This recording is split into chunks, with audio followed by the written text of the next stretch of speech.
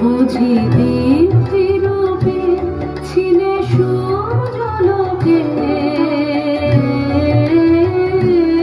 মধুকোণ আলো লাগলো চোখে।